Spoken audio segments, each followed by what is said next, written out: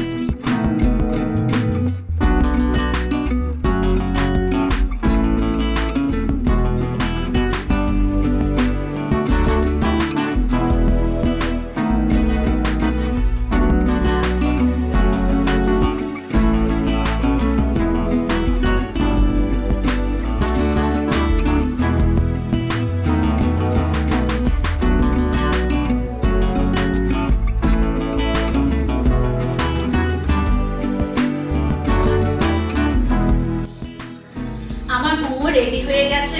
তাহলে দেখলেন যে আমি কি করে এগ সয়া মোমো তৈরি করলাম। সবসময় বাড়িতে চিকেন থাকে না দেখে আজকে আমি এইভাবে মোমোটা তৈরি করে আপনাদের দেখালাম।